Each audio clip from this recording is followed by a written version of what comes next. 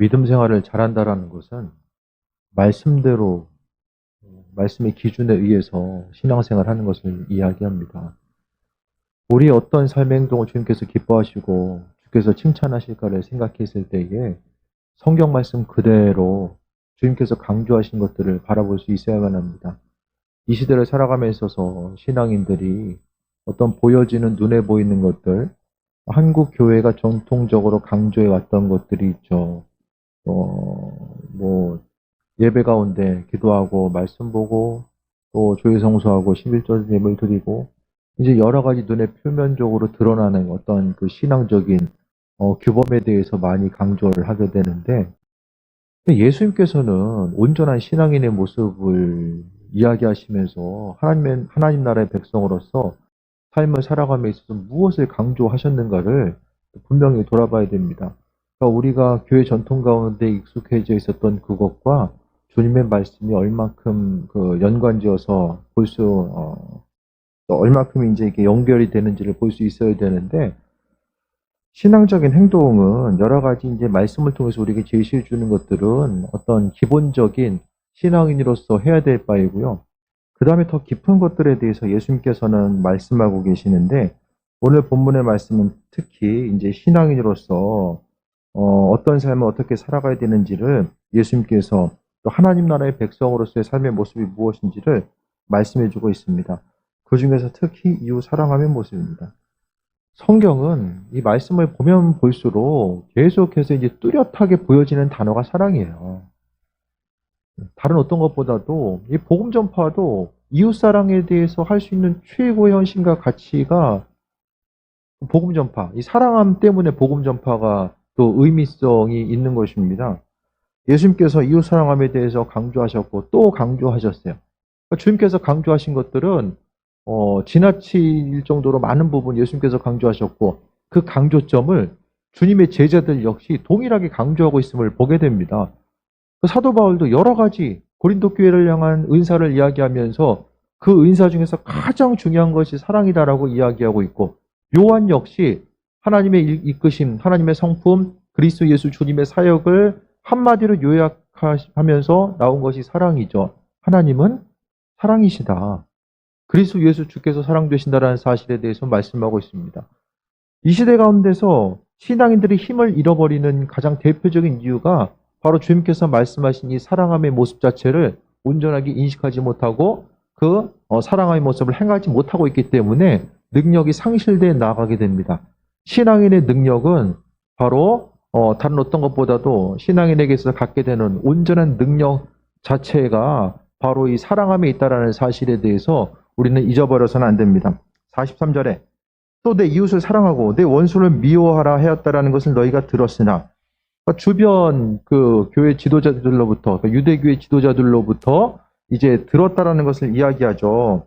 내 이웃을 사랑하고, 성경에는 이웃을 사랑하는 것에 대해서 계속해서 이야기하는데 그 이웃이 누구냐면은 이들이 말하는 이웃은 유대인이에요. 유대인들. 또 개종한 유대인들. 그 유대교를 믿고 있는 사람이 바로 이웃이고 나머지 사람들은 다 이방인인 거예요.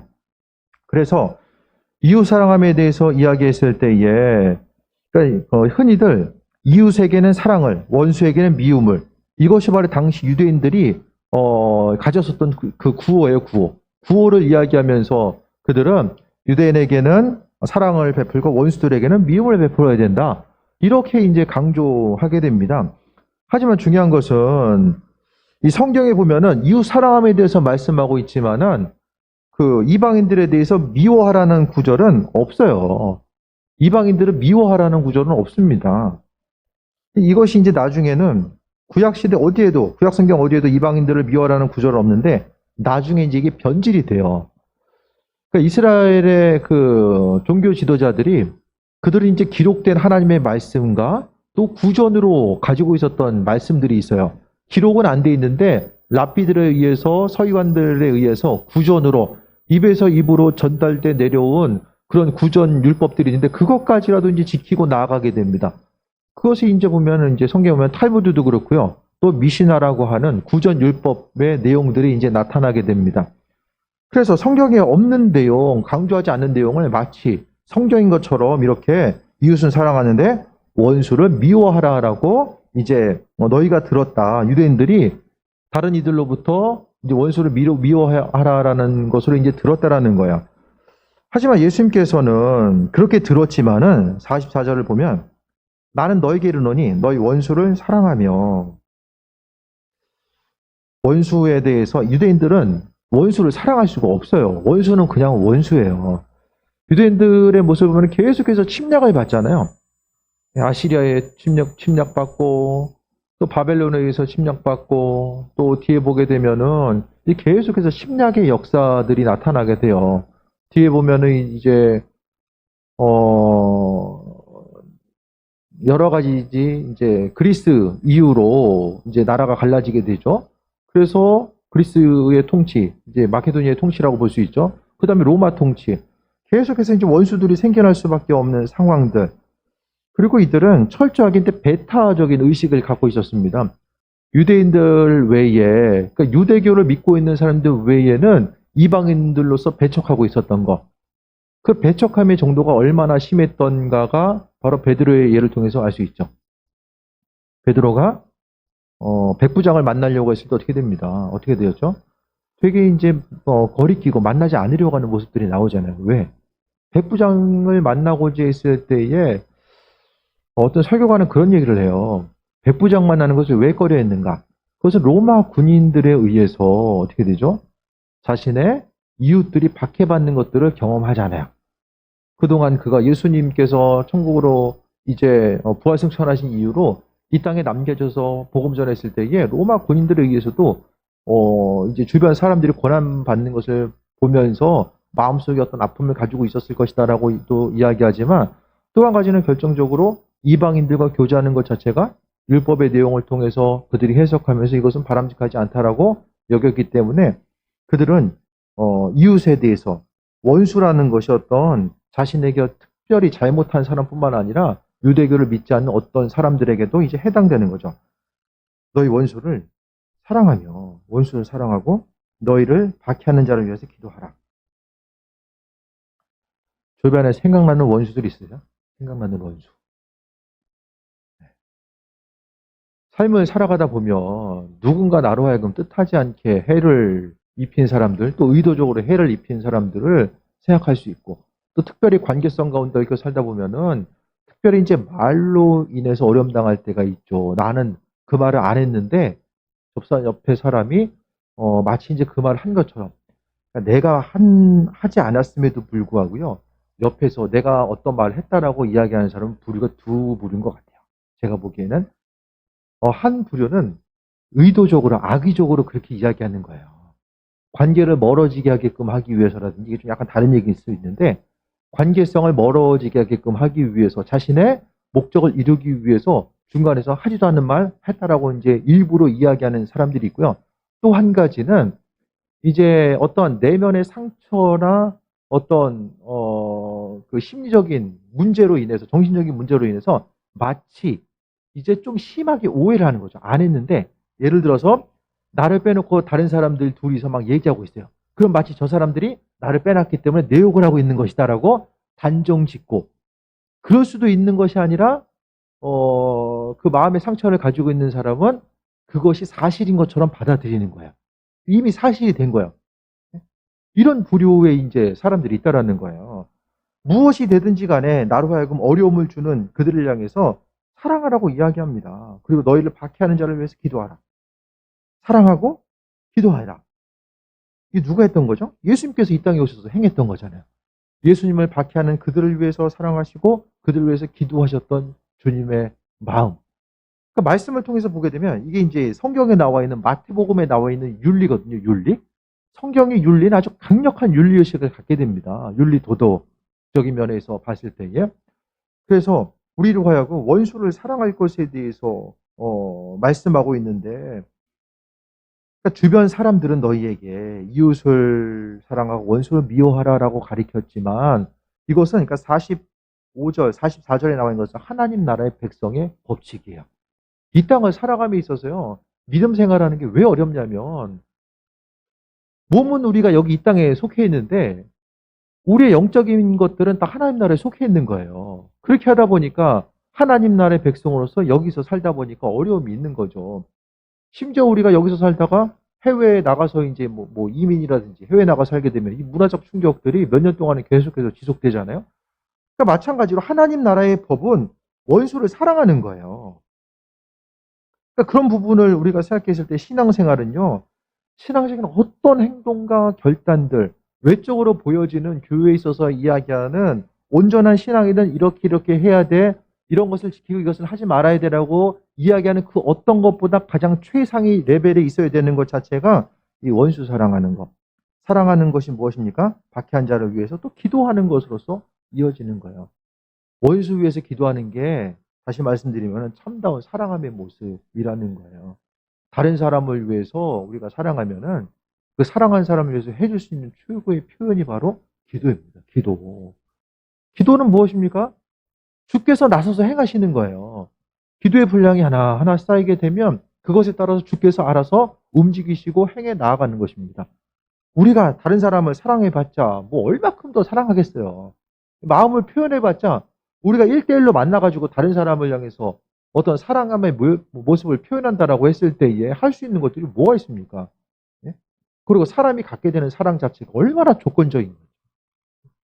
다른 사람을 사랑한다라고 했을 때에 조건적인 그 관계성 가운데서 가족이기 때문에 나한테 잘 해주기 때문에 이해관계가 있기 때문에 예? 어떤 이 조건들이 항상 성립이 되거든요. 근데 성경에서 말하는 원수를 사랑하고 원수와 박해하는 자, 그들을 위해서 기도할 수 있는 것. 그러니까 결국 제가 초창기부터 말씀드리는 것은 원수 사랑과 박해하는 자를 위해서 기도하는 것 자체는 이게 주님께서 이 땅에 해오셨던 것이고 예수님이 내 안에서 주인 되셨을 때만이 그 모든 일들이 가능한 거예요. 주님 없이 그거 해보려고 하세요. 해보세요. 예수님 없이 나 자신이 원수를 사랑하고 박해하는 자를 위해서 기도하는 것 자체가 이게 할 수 있습니까? 그거 했으면 벌써 이렇게 할 수 없어요. 흉내내는 것도 고통스럽습니다.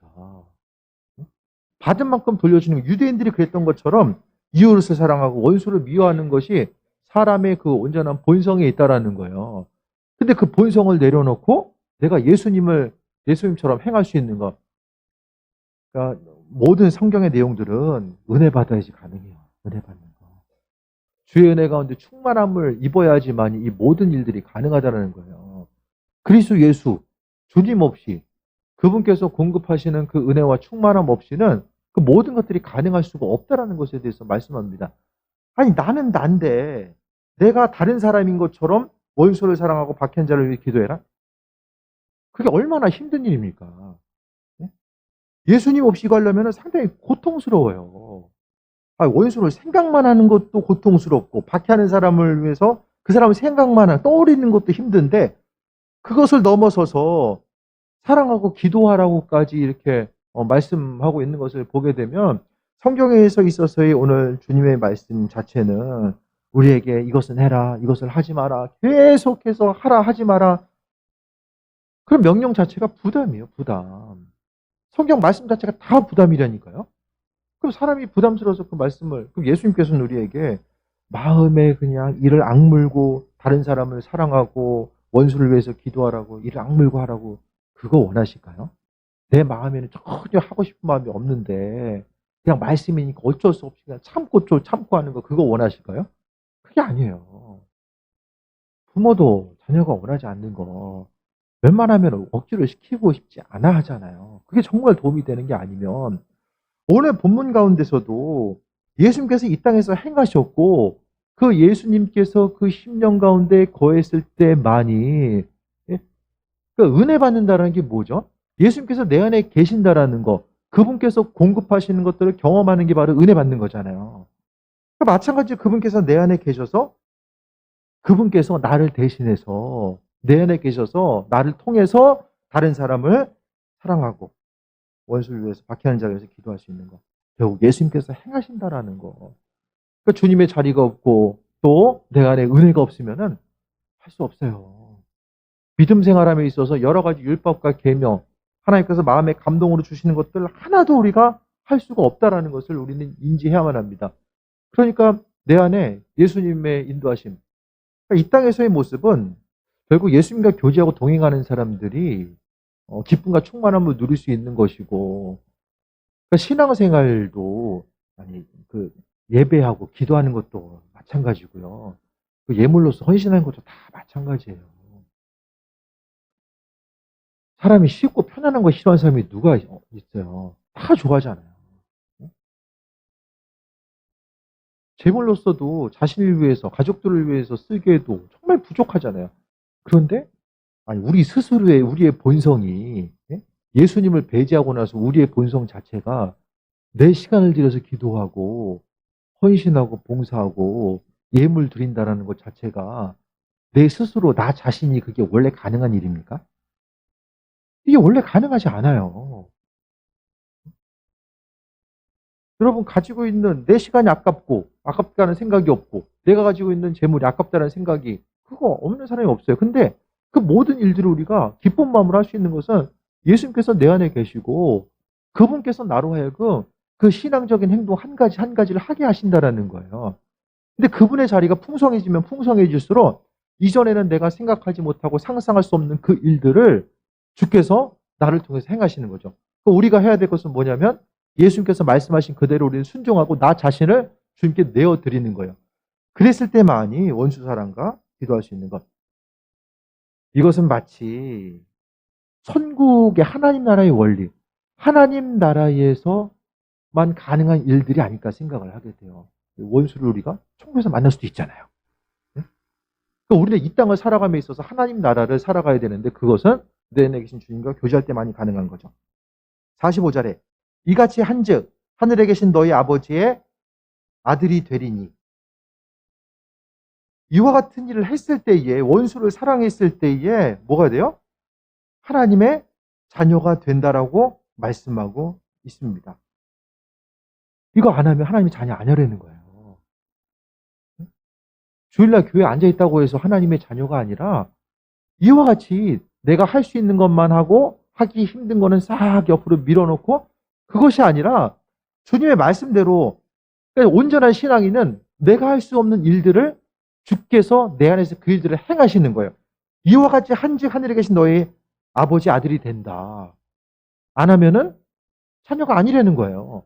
불순종하고 내 마음이 이웃을 향한 미움이 있고 다툼이 있고 육신적인 본성, 내 연약한 본성이 계속해서 날이 서 있어서 다른 사람을 대할 때도 주님의 내 안에 계신 주님이 드러나는 것이 아니라 내 인간적인 성품이 계속해서 드러나서 다른 사람들을 찌르는데 그 부분이 사용된다라면은 하나님의 자녀 아니라고 이야기합니다.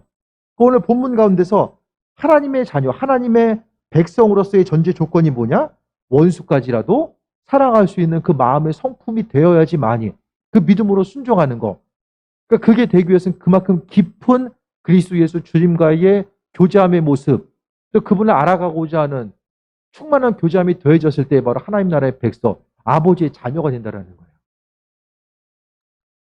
구원의 문이 얼마나 넓을지는 모르겠어요. 근데 성경은 좁다라고 말씀하고 있고 하나님 나라를 생각했을 때 이 사람 저 사람 다 가는 곳이 천국이면은 그곳이 천국일까? 하나님 나라.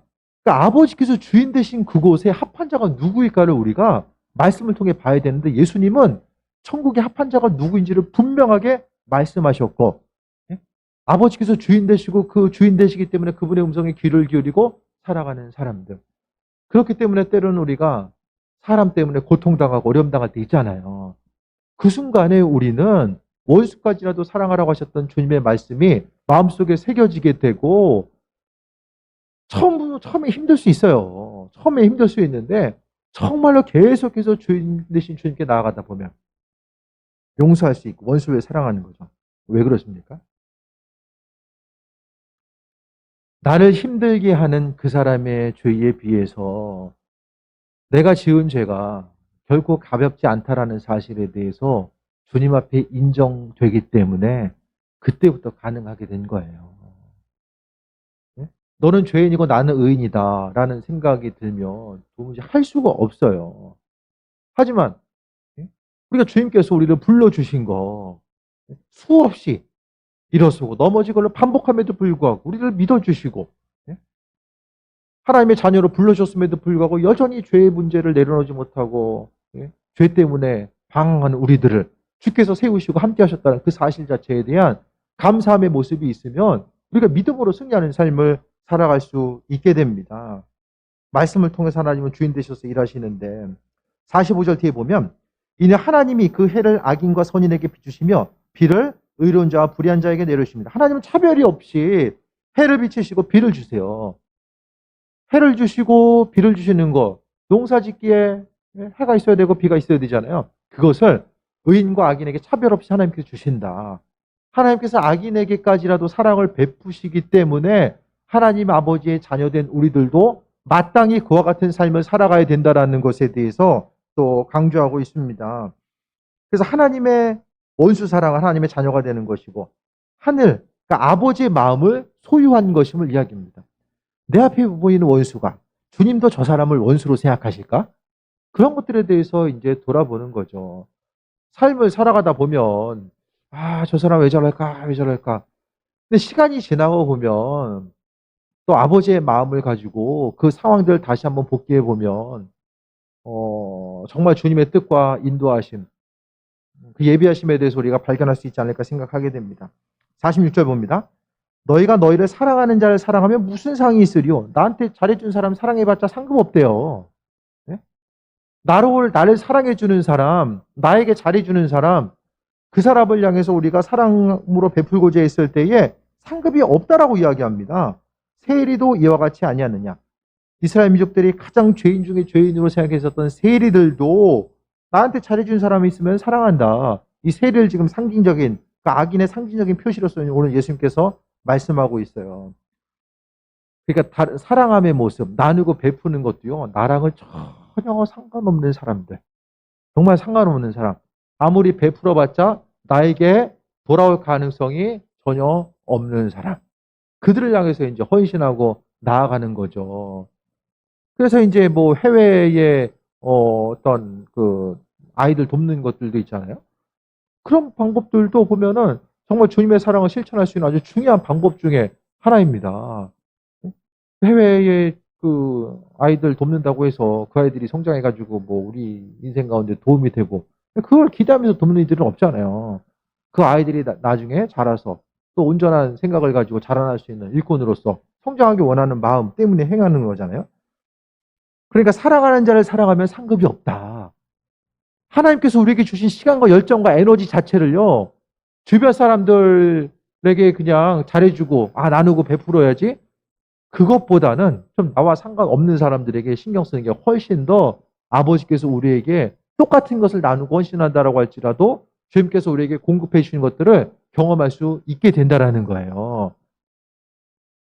그러니까 주변 사람들, 예수님께서도 하지만 부모나 형제를 돌보지 않는 사람은 이방인들보다 더 악한 자다라고 분명히 말씀하셨지만 또 한편 주님께서는 사랑함에 대해서 말하실 때에 그러니까 46절을 보면 사랑하는 자를 사랑하면은 무슨 상이 있으리요? 반대로 이야기하면 나로 하여금 힘들게 하고 고통을 주는 그 사람들을 위해서 사랑하면 그만큼의 상급이 크다라는 거예요. 그러니까 내 인생에 힘들게 했던 그들을 향해서 좀 기도해주고 또 그들을 향해서 헌신했을 때 이것은 우리 인생 가운데 할 수 없는 일이잖아요. 그러니까 주님 의지하고 주님께서 나를 통해서 행하시는 것.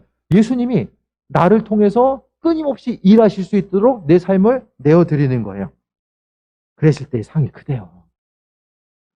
세상은 점점 악해지는데 어떻게 해야 되죠? 우리가 주님 만날 준비해야 된다고 말씀드리잖아요. 하나님께서 우리에게 허락하신 소중한 것들, 주를 위해서 사용하는 것, 특히 나와는 상관없는 사람들뿐만 아니라 원수까지라도 그러니까 오늘 본문을 통해 보면 원수를 위해 사랑하고 기도해 주는 거 얼마나 주님께서 기뻐하시는가를 우리가 볼 수 있어요. 우리라고 아주 입술을 깨물면서 악으로 하라고 주님께서 원하시는 것이 아니라 그만큼 원수까지라도 사랑할 수 있는 그 마음, 기쁨으로 행할 수 있는 그 마음을 거기까지 가도록 더욱더 주님 의지하라는 주님의 음성으로서 우리가 들어야 됩니다. 47절에 또 너희가 너희 형제에게만 무난하면 남들보다 더하는 것이 무엇이냐? 이방인들도 이같이 아니하느냐? 믿지 않는 사람들도 형제에게는 그래도 할 도리 하면서 산다라는 거예요. 그러니까 주변 사람들 향해서 나를 사랑하는 사람, 형제를 사랑하는 것 자체는 다 한다는 거예요. 그러니까 믿음 생활하면서 어떻게 하면은 우리가 주님 만날 준비를 잘 하는 걸까? 네? 언제 주님 앞에 갈지 모르잖아요. 네? 그렇다라고 한다면 어떻게 주님 만날 준비를 해야 되지? 그것을 생각했을 때에 이 사랑함에 있는 거예요, 사랑. 그러니까 신앙생활은요, 교회 공동체뿐만 아니라 가정도 그렇고 교회도 그렇고 일터도 그렇고요. 하나님의 말씀을 실천할 수 있는 아주 중요한 삶의 현장인 거예요. 혼자 있어서는 말씀대로 살아갈 수도 없고요. 하나님 보시기에 온전한 상급으로서 예? 주님 보시기에 온전한 그 헌신자로서의 삶을 살 수도 없어요. 그러니까 반대로 이야기하면 나로 하여금 정말로 인생을 살기 힘들게 하는 이 척박한 환경이 바로 이 인생 가운데서 하나님을 바라보고 하나님의 상급을 기대할 수 있는 아주 소중한 순간이 될 수 있다는 거예요. 세상에서의 기쁨을 취해봤자 그 기쁨이 얼마나 갑니까? 이 세상을요, 기쁘게 행복하고 즐기면서 사는데 목적 두지 마시고요. 그냥 하나님 나라에 가기 위한 하나의 과정으로 생각하세요. 그래야지만이 세상을 그나마 좀 소망 가지고 살아갈 수 있어요. 여기서 다 즐기고 누려야 되는데 삶이 왜 이렇게 힘들지? 여기에 중심 두다 보면은 인생을 사는 것 자체가 행복하지 못해요. 네, 성경은 우리로 하여금 세상의 나그네 기름을 이야기하잖아요. 한순간 왔다가 사라지는 이 나그네와 같은 여정. 이 여정 가운데서요. 주님 보시 합한 자로서의 삶을 살아가고 또 하나님께서 허락하신 대로 그 상급을 소유할 수 있도록 우리가 세임 먹고 나아가는 거죠. 그래서 삶의 여정 가운데 이 사랑함. 성경 자체에는 다 모든 한 글자는 사랑밖에 안 남아요. 말씀 더 정확히 한번 읽어보세요. 하나님, 주님의 말씀, 제자들이 뭘 이야기하고 있나? 바리새인들이 왜 책망받았습니까? 성경 말씀 안 읽어서, 기도 안 해서, 구제하지 않아서? 아니에요. 본질적으로 그리스도 예수 주님께서 허락하신 은혜, 정말로 말씀의 뜻이 무엇인지를 깨달아 알지 못했던 거예요. 원수까지라도 사랑하라고 하신 주님의 말씀. 그러니까 오늘 예수님께서는 사랑함을 이야기하시면서 사랑의 기준이 뭐냐? 예? 신앙인들에게 있어서 사랑의 기준이 뭐냐? 그것에 대해서 오늘 예수님께서 말씀해 주고 있고 그 신앙의 기준 자체는 원수까지라도 사랑하는 것 자체가 우리 신앙생활의 사랑함에 대해 성경에서 말하는 사랑의 기준이 원수에 대한 사랑입니다. 그러니까 나로 하여금 힘들고 고통스럽게 하는 그 한 사람을 사랑하고 그 사람을 위해서 기도해 주는 것 자체가 주님 모시기 합한 것이고 그 순간순간이 모여서 하늘의 상급이 되는 거예요.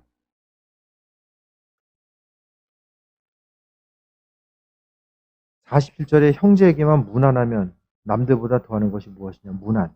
이스라엘 민족들은요. 사람이 받는 인사의 형태가 사회적 지위를 나타내요. 사회적 지위가 높으면 더 오랜 시간을 만나서 인사하는 거예요.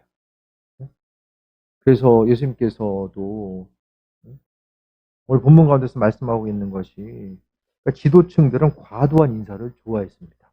그래서 더 많은 그 인사, 만나서 교제하는 것 자체가 그들에게 있어서 자신들의 위치를 나타낸다라고 이야기했는데 그러니까 형제를 무난한다라는 것 자체는 낮은 곳에 있는 사람들을 또 돌아보는 것이고 그들의 안부를 묻고 함께 해주는 삶에 대해서 이야기하는 것입니다.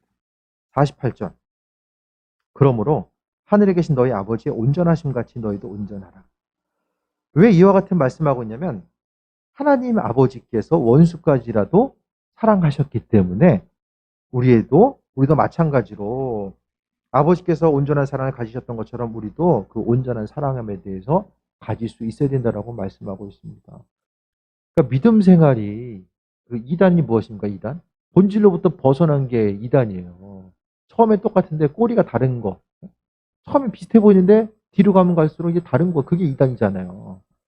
우리가 성경의 신앙적인 본질, 하나님 보시기에 온전한 삶, 또 그렇지 않은 것, 예수님께서 중요하다라고 여기는 것과 중요하지 않다라고 여기는 것에 대해 이 분별력을 갖지 못하면 그 이단들 욕할 게 없다라는 거예요. 나름대로 뭐 열심히 신앙생활한 것 같은데 주님 앞에 가서는 받을 수 있는 것들이 아무것도 없어진다는 거예요. 내 주변 사람들, 내가 받을 수 있는 사람들, 내가 할 만큼, 할 수 있는 만큼 사랑하고 용서하고 베풀고 그것만 하다가는 아버지 앞에 상급이 없을 수 있다라는 거예요. 그러니까 우리가 잊지 말아야 될 것은 주님 앞에 윤리적인 기준을 좀 높게 둬야 됩니다. 신앙의 기준을 좀 높게 둬야 돼요. 내가 좀 높게 가지고 있으면 하나님께서 그것을 참작해서 인도하실 텐데 내가 너무나도 이게 신앙의 여정 자체를 신앙생활을 한다는 것에 대해서 이 폭을 너무나도 넓게 가지고 있으면 주님께서 이거 아니다라고 이야기하면 뭐라고 우리가 대답할 수 있겠습니까? 주님, 신앙생활하는 것이 이거죠. 또 너무나 많은 이 범위가 넓어요. 그게 아니라 말씀을 통해서 정확히 하나님께서 기뻐하시는 믿음 생활이 무엇인지를 생각해야 되고 사랑함의 자체, 사랑함. 하나님께서 온전하신 것, 같이 너희도 온전하라. 그러니까 이 사랑함을 말씀하시면서 아버지께서 온전하신 것, 하나님께서 온전하시기 때문에 우리에게 그 사랑함을 베푸시고 인도하시는 거예요. 아담과 하가 에덴 동산에서 선악과를 다 먹었을 때도 가죽옷을 주시고 그 관심을 거두지 않으셨잖아요. 이 믿음 생활한다라는 건요, 다른 것이 아니라 어떤 뭐 기도 시간을 지키고 예배 시간을 지키고 예물을 드리고 그게 아니에요, 사실. 정말 믿음 행동 가운데서 관계성 가운데 이웃 사랑함의 모습. 내가 내 자신만 챙기기도 정말 급급한 이 시대에 다른 누군가를 돌아보고 사랑함의 모습. 이 사랑함이 없으면 하나님의 자녀가 아니라고까지 예수님께서 아주 단호하게 우리에게 말씀해 주고 있습니다. 지금의 시대는 다른 사람들 향해서 비판하고 비판하고 원망하고 책망하고 예? 주변 사람 칭찬하는 거 들어본 적이 언제 있으세요? 예? 신문이나 뉴스나 주변 사람들이 예? 칭찬하고 기뻐하고 감사의 언어들 코로나를 떠나서 예? 언제 좀 들어보셨습니까? 말세가 가까우면 가까울수록 사랑이 없어진다고 하고요. 원망과 불평과 애통함이 더해집니다. 억울해하고 이런 현상들이 계속해서 마지막 때가 되면 될수록 사라지는 거예요. 주님의 사랑을 잊어버리고 교회 가운데서 뭘 이야기합니까? 원수를 사랑하라고 하셨던 주님의 말씀의 핵심이에요, 핵심. 복음의 내용도 하나님의 사랑이잖아요. 하나님의 사랑이 그리스도 예수를 통해서 세상에 나타난 것이 바로 복음의 핵심이잖아요. 근데 이 시대 가운데서 어디서 교회 말고 어디서 이 사랑함을 얘기합니까? 우리는 그 사랑함에 대해서 어디서 들을 수 있습니까? 원수 사랑한 얘기를 어디서 들을 수 있어요? 이 시대 가운데서? 성경 말씀이 아니면 어디서 들을 수 있어요? 믿음 생활한다라는 건요. 우리가 생각하는 것보다 훨씬 더 고상하고 또 고차원적인 예? 그 삶의 행동 자체를 이야기하게 됩니다. 단순히 하나님, 내 어려운 것에 대해서 하나님 아시죠? 들어주시고 응답해 주세요. 그 수준이 아니라 우리가 신앙생활한다는 것은 나로 하여금 할 수 없는 일. 창조주 하나님의 사랑 자체를 이 세상 사람들이 온전히 깨달아 알 수 있도록 나 자신이 도구가 되어서 세상 가운데 그리스도의 영광과 그분의 빛을 세상에 비출 수 있는 그 존재할 사명을 감당하는 것이 바로 신앙생활이고 그 사명 감당함의 중심에는 바로 사랑함이 있다라는 것에 대해서 말씀하고 있습니다. 은혜 받은 사람은 아버지의 마음이 있기 때문에 다른 사람을 향해서 긍휼히 여겨요. 긍휼히. 나로 하여금 원수같이 행동한 사람도 그 사람이 예수를 모르니까 또 아는 것처럼 보여도 제대로 모르니까 저러겠지. 그것에 대해서 안타깝게 여기고 그들을 위해서 기도해 줄 수 있는 마음, 그 마음을 품고 나아가는 것이 바로 하나님 아버지의 마음이 있다는 것을 우리가 발견하게 됩니다. 48절 다시 한번 보면 하늘에 계신 너희 아버지의 온전하심 같이 너희도 온전하라. 온전하라는 것을 다시 이야기하면은 원수를 사랑하며 박해한 자를 위해서 기도해라. 이것이 바로 온전한 거예요. 성경에서 온전한 것은 관계성을 떠나면 온전함이 있을 수가 없다라는 것에 대해서 말씀드립니다. 주님의 사랑으로 우리가 하루하루를 살아가고 그 인도하심과 예비하심 가운데 강건함 누리는 삶을 살아가야 되는데 잊지 말아야 될 것은 이 땅 가운데서 주께서는 우리로 하여금 온전한 삶, 주님의 영광을 나타내고 온전한 삶을 살기를 아버지께서 원하고 계신데 우리의 삶의 중심을 하나님께 드리고 말씀 가운데 사랑함을 얼마나 강조하고 있는가. 나를 힘들게 하는 그 사람을 향해서 주님의 사랑으로 다가갔을 때 하나님이 정말로 기뻐하신다는 거예요. 우리가 그 무엇을 어떤 행동을 하는 것보다 주님 정말 기뻐하신다는 것. 그래서 성경 말씀을 통해서 주님 기뻐하시는 일들이 무엇일까를 다시 한번 돌아보시고 그래서 소대에 말씀드렸던 것처럼 심지어 사도 바울이 최고의 은사는 사랑이다. 이 사랑함의 은사가 없으면 나머지는 다 아무것도 아니다라고 그래서 이야기한 거예요. 바울 사도는 주님을 사랑하는 방법이 무엇일까를 생각하면서 몸된 교회를 세워나가는 것이 예수님 사랑하는 것, 하나님 사랑하는 것이고 이웃을 사랑하는 것임을 깨달아 알았었기 때문에 자신의 삶을 헌신한 거예요. 조금 더 성숙한 신앙이 여전히 상황은 힘들지만 이해 없는 상황들이 계속해서 펼쳐진다고 할지라도 우리가 보이는 대로 판단하고 정죄하고 나아가기보다는 오직 아버지의 생각과 인도하심, 주님의 사랑함을 품고 기도하고 또 그 말씀대로 순종하고 또 내가 할 수 없는 일들, 예수님께서 내 안에 계심을 통해서 원수까지라도 사랑할 수 있는 그 넉넉한 마음이 우리에게 기쁨으로 주어질 수밖에 없다는 사실을 기억하고 말씀의 본질, 또 신앙의 핵심이 무엇인지를 다시 한번 돌아보는 귀한 삶 되시기를 축원드립니다. 기도하겠습니다. 아버지의 사랑에 감사드립니다. 주께서 이 사랑함의 모습을 우리에게 다시 한번 말씀하셨고 원수까지라도 사랑하는 마음이 없으면 하나님의 자녀가 될 수 없다라는 것도 한 말씀해 주셨습니다.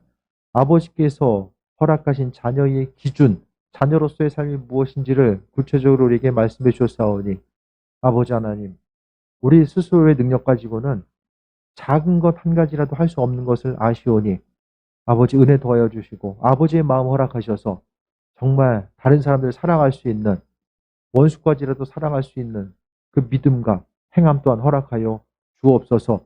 주인 되시니 일하시옵소서. 예수님의 이름으로 기도드립니다. 아멘.